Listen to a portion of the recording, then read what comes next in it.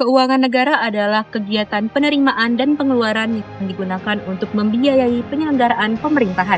Sedangkan keuangan daerah adalah bagian dari keuangan negara yang diatur oleh pemerintah daerah berdasarkan prinsip otonomi.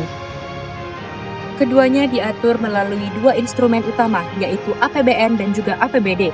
APBN untuk mengatur tingkat pusat dan APBD untuk mengatur tingkat provinsi, kabupaten, dan kota. APBN dan APBD memiliki fungsi yang sama. Yang pertama sebagai alat perencanaan, lalu alat pengawasan, dan juga sebagai alat untuk menjaga dan mengatur kebijakan fiskal. Bedanya, APBN berfokus pada pembangunan nasional seperti pendidikan, infrastruktur, dan juga kesehatan. Sementara APBD itu berfokus pada kebutuhan masyarakat daerah atau masyarakat lokal. Dalam pelaksanaan keuangan negara, terdapat 4 prinsip utama yang harus diterapkan. Yang pertama adalah prinsip transparansi, di mana masyarakat harus tahu penggunaan uang negara digunakan kemana. Yang kedua adalah prinsip akuntabilitas, di mana penyelenggaraan keuangan negara harus dapat dipertanggungjawabkan. Ketiga, prinsip efektivitas. Prinsip efektivitas ini artinya harus tepat sasaran. Dan yang terakhir adalah prinsip efisiensi, di mana penggunaan dana harus kecil tapi berdampak besar. Prinsip-prinsip inilah yang menjadi dasar dalam mendukung pemerintahan yang bersih dan berorientasi pada hasil. Sekarang kita akan membahas implementasi APBN di tingkat pusat. APBN berfungsi sebagai alat kebijakan fiskal pembangunan nasional. Siklusnya terdiri dari 4 tahapan utama, yaitu perencanaan, pelaksanaan, pengendalian, dan pertanggungjawaban. Setiap tahap diawasi agar penggunaan dana sesuai dengan peraturan dan prioritas pembangunan. Penerapan APBN di tingkat pusat dapat dilihat langsung dalam program Dana Bantuan Operasional Sekolah atau Dana BOS. Dana ini berasal langsung dari APBN dan diberikan pada sekolah untuk membiayai kegiatan operasional sekolah seperti membeli alat tulis, membayar guru honorer, dan melengkapi fasilitas. Sekolah wajib membuat RKAS atau Rencana Kegiatan Anggaran Sekolah dan melaporkan langsung pelaporan penggunaan dana secara terbuka. Program ini menunjukkan bagaimana APBN digunakan langsung untuk kebutuhan dasar masyarakat, yaitu pendidikan. Walaupun masih terdapat kendala seperti keterlambatan pencairan atau pelaporan, hal ini terbukti dapat meningkatkan kualitas pemerataan pendidikan di Indonesia.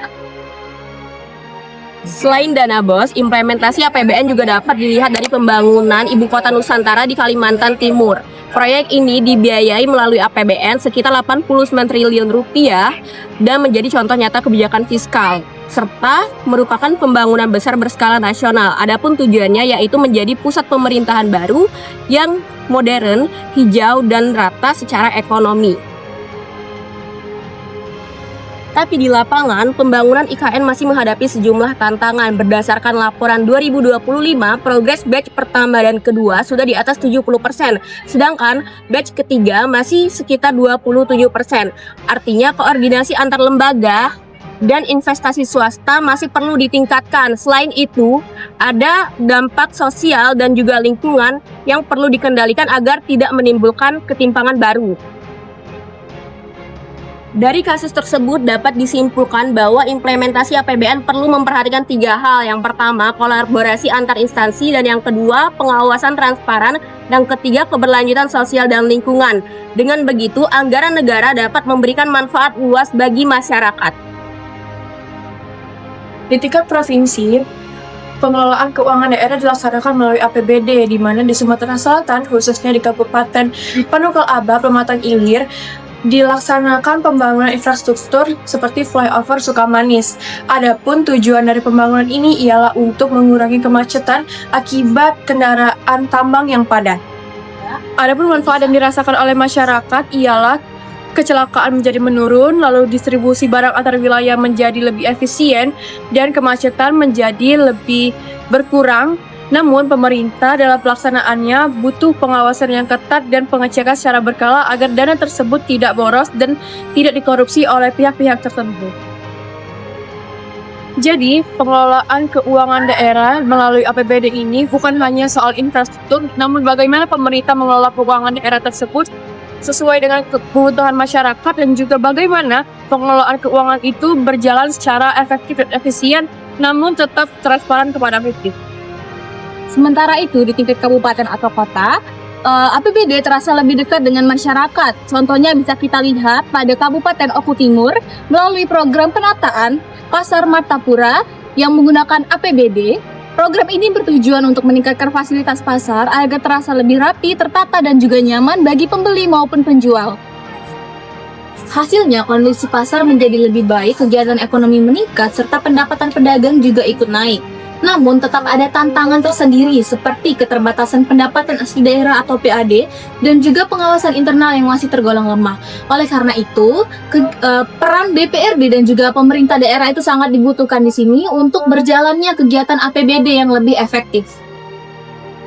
Dari contoh itu, implementasi APBD pada tingkat kabupaten dan kota dapat meningkatkan kesejahteraan masyarakat secara langsung melalui pelayanan publik dasar seperti pendidikan, pasar, maupun infrastruktur kecil.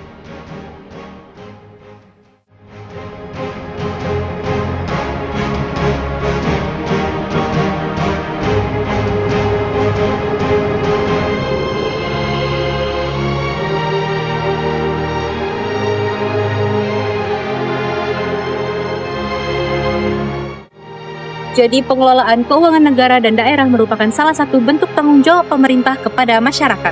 APBN menjadi instrumen utama untuk membiayai pembangunan nasional. Sedangkan APBD menjadi alat bagi daerah dalam melaksanakan pembangunan lokal. Kolaborasi antara pusat dan daerah harus berjalan dengan seimbang agar pembangunan di seluruh Indonesia berjalan secara merata.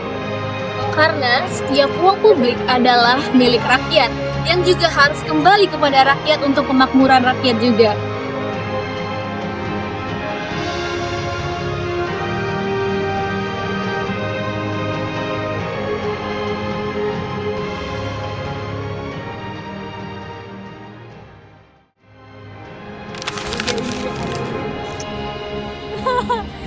Langsung hafal. Oh iya sih. Bloopers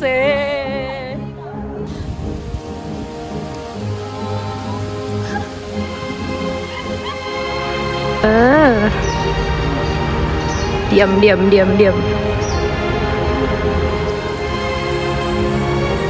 Untuk membiayai.